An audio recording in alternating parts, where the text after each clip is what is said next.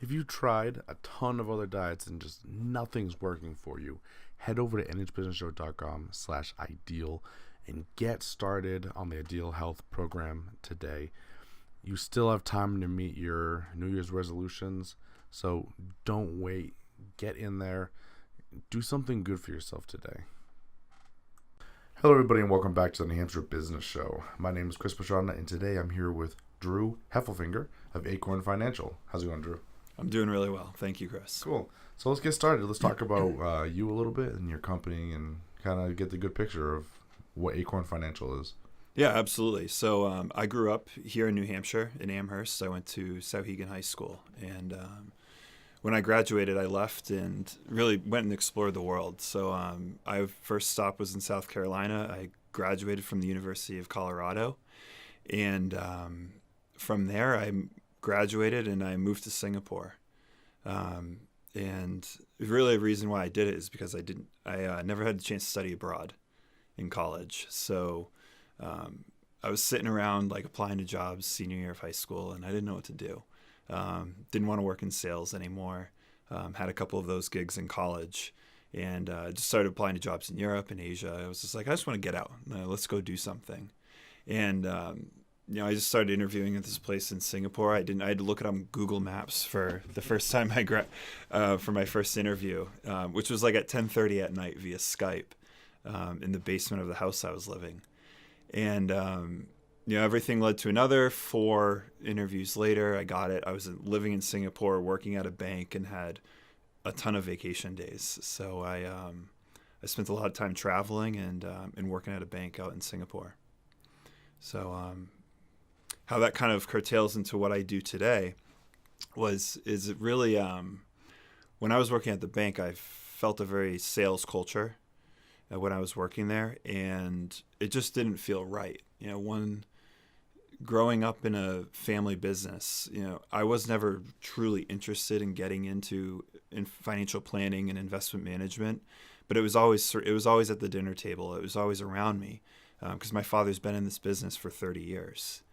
And it was never really hit me until I was working at the bank and I saw this salesmanship culture, and it kind of drove me nuts. My idea of financial advice is something more along the lines of, say, your CPA, your accountant, who's completely non-partial to whatever financial decisions you make. As long as you're getting guided in the right direction. And best interests are all at heart, that's the way it should be. And I didn't really see that when I was working at the bank. So, I ended up calling my father out there and asking him all these questions. This is what I'm seeing. Is this right? This doesn't feel, moral in some cases. I saw people my age, 24 years old, fighting for their jobs, selling to little old ladies. So it's like I couldn't do that. So I started receiving emails from my father's partner, Daniel. And over time, I became hooked. I was like, I think this is something I actually want to do in my career. So I started studying for the Certified Financial Planner exam and really took it to heart and went through all the courses and passed. And a whole bunch of other stuff has led to today. But that's really where it got started. Yeah. It's pretty cool. Now, you think some of that could be cultural? Because I know you're outside of the country when you're working in Singapore. Mm-hmm. Do you think any of that, I guess kind of the shadiness has to do with that? Or is it just kind of what you feel across the industry? No, it has nothing to do with cultural. Really? No, I don't think so. I mean, Singapore's like the Jetsons, man, when you go out there. I mean, it is a very like first world country. Mm-hmm. Granite sidewalks, the cleanest subway system you've ever seen. Very highly educated group of individuals. I would say even more so than the U.S. But is it cultural? No. I think that is it competitive? Yes. Is America competitive? For sure it is. So I didn't really think it had anything to do with the cultural aspects at all. Cool. Yeah, because I've seen that a lot in, well, you probably know the story of Wolf of Wall Street, that whole deal. Yes. Very similar. In the boiler room. Yeah. Yes. Very competitive, very shady at times, which is why I do end up going to jail. But Yeah. so yeah, you know. But I could definitely see that as, you know, a thing, and if it's like that everywhere, then yeah, I can see that. Mm-hmm. Yeah, competition is everywhere, and Yeah. you'll find it. Which competition is a bad thing, and that's not a bad movie. Yeah. That movie's hysterical, in my opinion. Yeah, and his follow-up book is actually really good too. The new one that came out fairly recently, like it's pretty good. Okay. You know, when he realizes he made a bunch of mistakes, but it's pretty funny. So now he's coming around. Now he's gone full circle at this point. Supposedly, yes. Yeah. So anyway, let's get back onto this. So it's a pretty good history of you. Now let's talk about the business a little bit, because you said your father's been in there for 30 years now, which is Correct. a good long time to be working with people's money, you know, which kind of shows a good underlying sense of trust and all that stuff. But so let's talk about that a little bit. That's kind of cool. Yeah, thank you. The business has been around for a while, and you're absolutely right. I mean, this is a relationship business. It's completely built on trust. So right now, the business, we work with about 200 families, and it's all fairly high net worth individuals. So it goes very deep into financial planning strategies, and that looks at a lot of tax, looks at a lot of investments, structuring investments so they are tax efficient.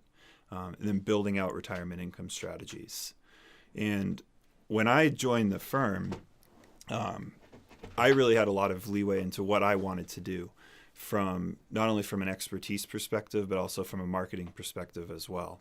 So one thing that I'm really passionate about is financial education. I believe that there was a point in time in the United States where we lost retirement income, or we lost income replacement in retirement.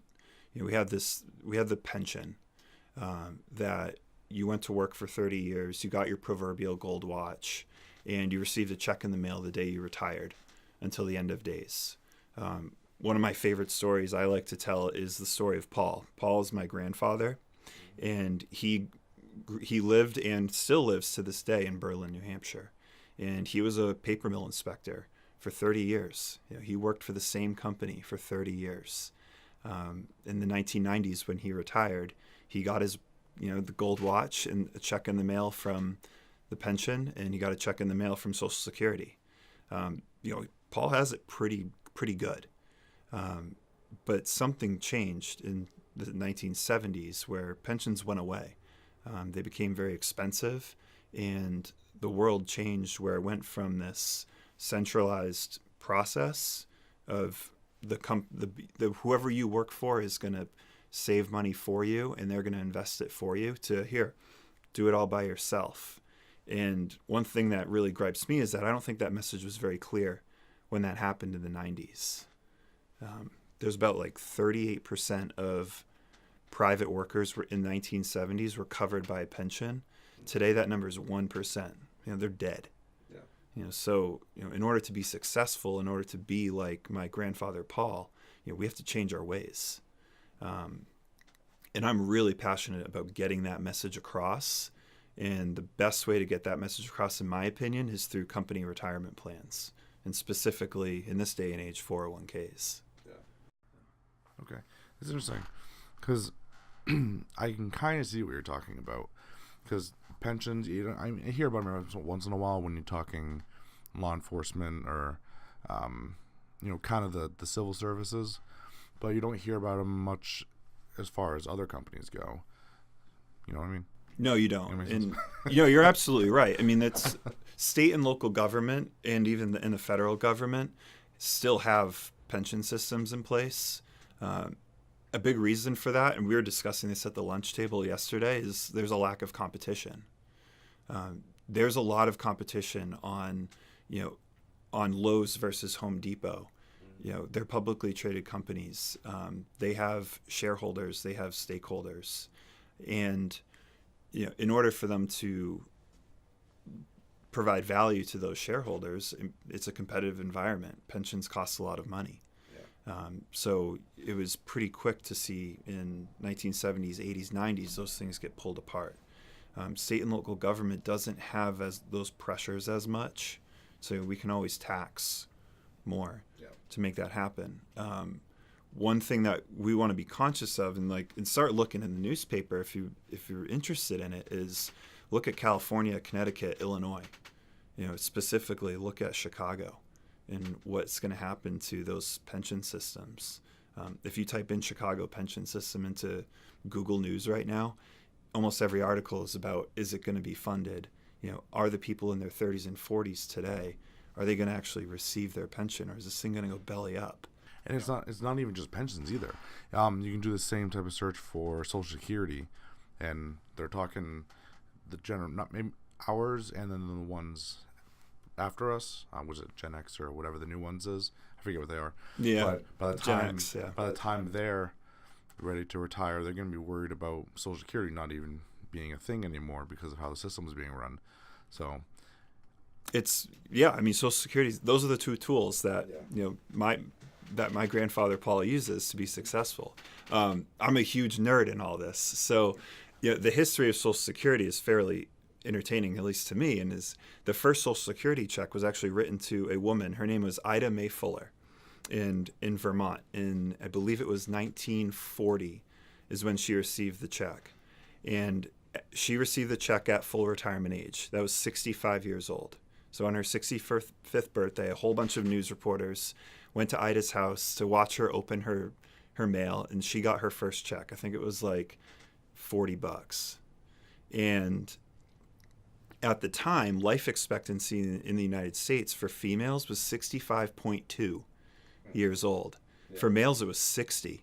So statistically speaking, Social Security Administration was looking around being like, we're only really actually paying the citizens in this program for only a couple of years at most. You can draw it out on the bell curve and see that the liability wasn't that big because life expectancy wasn't nearly what it is today.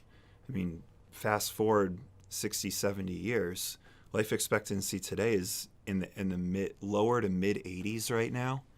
Right. And full retirement age in the Social Security system has only increased 2 years. So, there's been a ton of legislation. There's been all of our tax bills, 12% of it goes into the Social Security system. But you're right, there's a lot of pressure on that system and on both of those systems, really. So there has to be some sort of change if we still want to be successful at that stage of our lives, at least financially speaking. And this is why one of the reasons I love talking to financial people, because this is hugely important. Because I'm all about personal responsibility and also financial personal responsibility. So, like I said, we live our entire lives, mostly we live our entire lives self-sufficient, working on our, we live on our own money. We make it, we work hard for it, and we live. And then all of a sudden we turn 65, 67, and we're like, oh, it's the state's turn. I'm just going to do whatever I want to do. But I'm like, I don't want to live like that either. So by the time I get to 67 or whatever, I want to be living again still on my money, the things I created in my life, and I'm not going to rely on other people for that. So that's why when you said retirement, I'm like, oh yeah, we're talking. We're doing retirement. This is a big area I think people should really be focusing on that they're not even addressing. Yeah, it can be intimidating. It can feel like, oh, it's so far away, but in reality, it's something that you have to chip away at. It's the biggest purchase you'll ever make in your entire life. A retirement for someone who's typically used to making $100,000 a year, that's going to cost you $1-2 million. So that doesn't happen overnight. So it's something to chip away at. It's something that, with the power of compound interest, you put $1 in today. I'm 30 years old, and I kick and scream and tell you $1 you put in your late 20s or your early 30s is worth significantly more than $1 you put in your 40s. Just because the effects of compound interest. Money typically doubles every 10 years. Yeah. Cool. Awesome.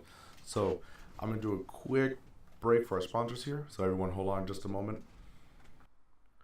In today's day and age, with the internet being driven so hard by SEO and Google's search algorithms, You need a good website that's designed well with SEO in mind to place well in Google. Because if you're not on the first page of Google, no one's going to find you. Probably no one goes to the second page of Google. So head over to nhbusinessshow.com/ZimVentures and check out their websites. If you a strong, well-built website with SEO in mind from the beginning is going to be one of the best ways to get your business to the top of search engine and to make business for yourself, because otherwise no one's going to know who you are. And even if you have a fantastic product, if no one can find you and no one knows you exist, no one will buy from you. So nhbusinessshow.com/ZimVentures. Let's get into the actual financial part of this, because I know finance is a little regulated, so we'd be careful what we talk about a little bit. But how do people, when they want to get started, like how do we walk them through this process? So like talking to an individual. Yeah, it's like you bring someone in, you're like, hey, so-and-so, nice to meet you. You know, we're going to, brand new, nothing. We're going to start helping you out through all this. Yeah, I mean, my role is twofold. It's one, to figure out what you want, what you love, what you're passionate about. And then the second part of my job is the expertise, and is saying, where do all these puzzle pieces fall in order to make that picture actually happen. So, for example, like last week, we sat down with a small family business. They were in their mid-30s, had a couple kids, ran a successful business. And I sit down in front of couples and just say, hey, what do you want? What do you want in life? And they went through, how they wanted to help fund their kids' college, which was fairly unique. They wanted to talk about how they wanted to make a career change midway through in their early 50s. Yeah. Okay, that's going to cost money. How do you structure that? Yeah. Where's that balance there between retirement accounts and non-retirement accounts to make sure that transition occurs? I've had coming in and saying, well, how are your parents doing? Are they doing well financially? Do you have to support them too, along with your kids? How do you foresee that down the road? And taking into all these factors and really laying out, what your dream is and what your concerns are, then you can start structuring a financial plan where you say, okay, every dollar that comes in, 5 cents goes here, 20 cents goes here, the rest, go have fun. I don't care about it. You're doing a good job. By making sure you're being diligent about your savings. Yeah. So I'm not so much that, it's very intimidating when someone sits down and says you have to save 10% or you have to save 15% in order for this plan to work. Yeah. And it's intimidating. Go ahead and say, live on 90% of what you're doing, or get yourself into a zone where you are comfortable, saving money, and for every other dollar that you have left over, go have fun with it. Go enjoy life, knowing that your goals that you've set far out in the future are being covered, because you've slowly gotten comfortable and gotten into this savings rate that works for you. So. Yeah, cool, awesome. So you said you work a lot with small businesses? Yes. So I'm really passionate about building 401k plans in particular for businesses. Mm-hmm. So when we sit down with business owners and executives, the primary focus at the start is really about making sure that executives, business ownership can accomplish their savings and tax planning goals. And we work with them by building 401k plans with specialized profit sharing contributions, which is really deep into the weeds. And that's really a primary reason method of how we get in the door and how we start working with owners and executives. The second big reason why companies are interested in 401k plans is the attraction and retention of employees. Mm-hmm. So in this, looking around New Hampshire today, looking around the whole country really now at this point, unemployment rate, I believe, in New Hampshire is about 2.5%. Yeah, it's pretty low. It's statistically zero. So employees, I mean, I talked to a construction company. Construction companies don't often approach me for a 401k plan, especially a small one. Yeah. And says, I need to keep these employees. Like, I need anything I can to keep the employees I have. And if any of them come over from anywhere else, like, how do I keep them? And it's, look, like the two most important things in the American household, or biggest concerns is health and money. I'm not the health person, but I can be the money person. And can we build a 401k plan that values the employees that you have and helps keep them there, but also, and along the further mission, is to help them be financially successful too. I think that when we can build this, there's this adage in the religious world that like strong families create strong churches. Mm-hmm. It's the same thing in business. It's the same thing in community. A strong families create strong businesses. So if you have an employee who's not worrying about the bills at home because they have it all in line, they're going to be a focused employee in the workplace. They're going to be productive, and your likelihood of you accomplishing your business goals are pretty high.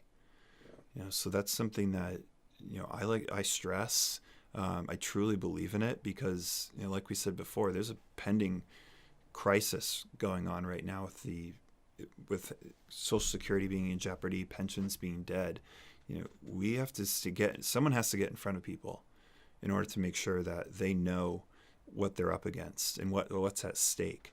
And it comes down to saving, and people aren't going to save unless they get educated. Yeah. So I spend a lot of time on education and really approaching people through different mediums as well. Yeah. So was a question where I was going to go there. So let's get a little bit into 401ks. Yeah. Because you mentioned them a few times, and since I talked to a lot of entrepreneurs, it's probably a good area to approach. So what is a 401k? It's a whole bunch of numbers in a letter that I know some people probably heard. Yeah. They don't actually know the details behind it or what they are. Okay. So a 401k plan, it was Revenue Code 1978. And what it is it's a defined contribution plan. And it's part of the tax code, I believe through ERISA. And what it does is it allows companies to set up retirement savings plans for their employees. So in the 401k structure, you can set up accounts. So each employee has their own accounts, and then every employee has their own set of investments that they get to choose from. Each employee can choose whether they want to participate in the plan or not participate in the plan. And then the employer can choose whether they want to make a matching contribution. So if you put in $1, me as the employer, I'll match that dollar up to, say, 3% of salary. Yeah. Or 4% or 5%. It's really whatever the business goals are. Yeah. And what it does is it provides a way for savers to save on a pre-tax basis. So if I was making $50,000 a year and I contributed $5,000 a year into the plan pre-tax, well, then I would only owe taxes in that year for $45,000. Mm-hmm. So my tax bill goes down up front. Now that $5,000 that you save, it goes in the plan. It will grow. If you take it out before 59 and a half, there's some tax penalties, but that wasn't the intent of why you were saving in the first place. You were more saving for after age 59 and a half. Yeah. So that number grows, it compounds.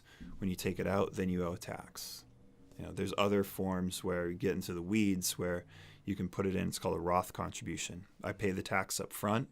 It's I pay to get into the club up front, and then I get to take it out tax-free in retirement.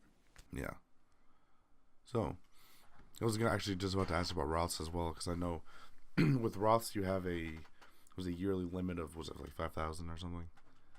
So that's a little different than 401ks. Yeah. So this is actually really timely because the tax deadline is coming up. The tax deadline is April 17th this year.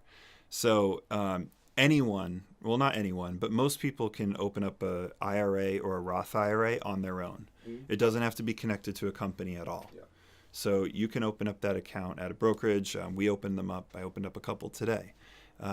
And to say, all right, I have this account. I can put in $5,500. I can put in $6,500 a year if I'm over the age of 50. So that's another way that you can save on a tax-advantaged basis. So they're just not managed through a company? No, they're not managed through the company. They're a completely personal type of account. When you have a 401k plan, that $5,500 number goes up to $18,500 or $24,000, depending on your age. So there's a lot more flexibility with the company-sponsored plan. Yeah, that'd be pretty good, especially if you're young and you can put that much money in. Like, you'd be doing pretty well by the time you were done.